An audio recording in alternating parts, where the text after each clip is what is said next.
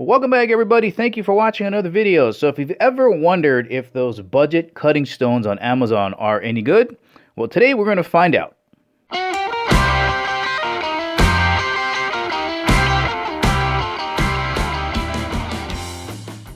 And remember, guys, if at the ending of the video you want to purchase this sharpening stone, make sure you check out the link in the description below.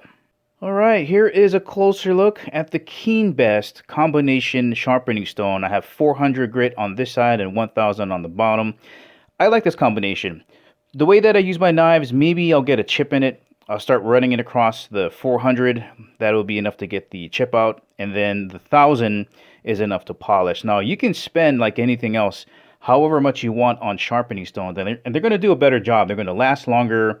They're probably going to polish a lot better because there's no industry standard as to what a 400 and a 1000 grit is. But I have years and years of experience on these types of budget stones, and they always work out pretty good. The main thing to remember is, so long as you don't really damage your edge, as long as you hone your blade, right? After every usage, you hone it to bring those edges that might be like this back into point, an apex.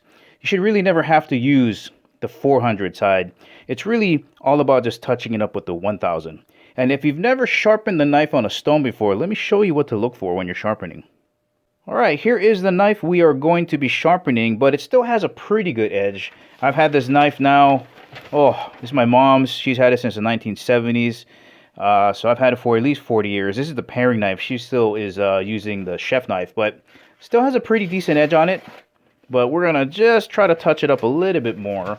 And the first thing I want to point out here is where to sharpen. All right, so this is the flat of the blade here.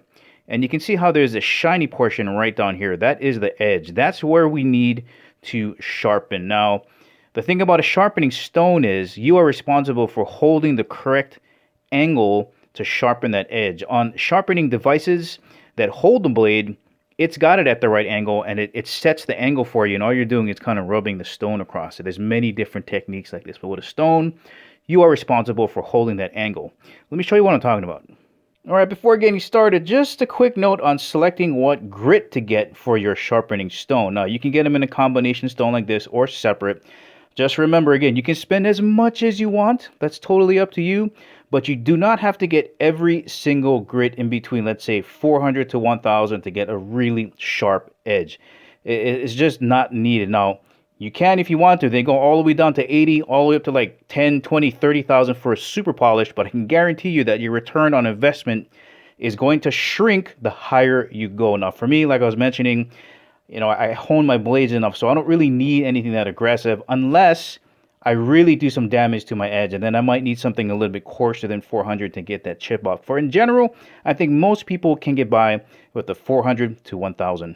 All right, here we go. So if we look at the knife edge as it's sitting on the stone, we don't want to sharpen it when it's like this because there's a space between the stone and the edge.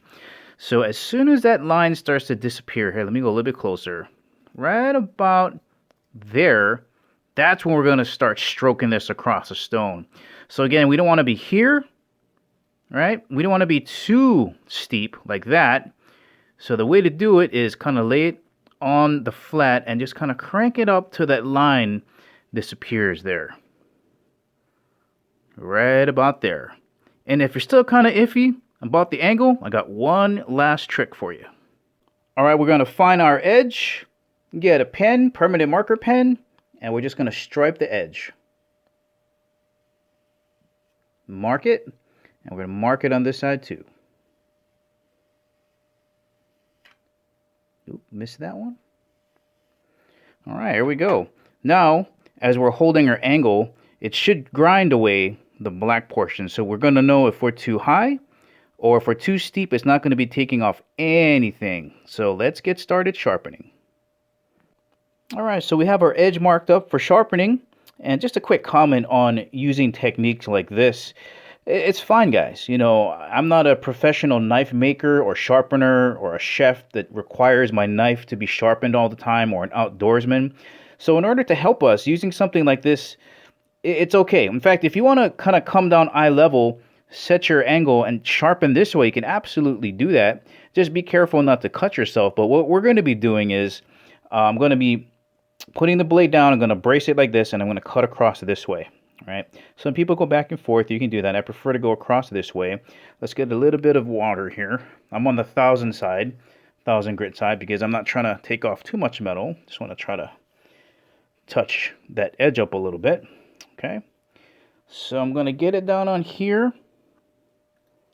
And okay, that feels about right to me. I'm feeling that angle with my finger as well. So that feels pretty good. I'm just going to come across. Okay, not putting much pressure on it. We'll do one more and have a look at the markings. Okay. So we can see the top half on the flat is still there, but I'm hitting that edge pretty good. All right, let's see if I can get you guys a better angle to show you what I'm doing here. All right, so we're going to start just a little bit on the flat, and then we're going to rise it. Oh, that's about right. I'm going to feel with my fingers to see if there's a space between the edge and the stone. That feels pretty good. And then we're just going to draw across. Right, I'm not pushing down real hard. I'm just using these fingers to keep it on plane, keep it on angle. And I'm just going at a moderate pace, right? You don't have to rip it across. Here comes the other side, all right? Again, just going to put my fingers down on here. Start on the flat. Tilt it up a little bit. That feels about right. Go across that way. Okay, that's nice. And we'll go 3. All right, let's see how we did. All right, let's have a look at how we did here. And I'm going to slant this over so we can see the edge. There we go. You see that nice silver line in contrast to the black ink on the top?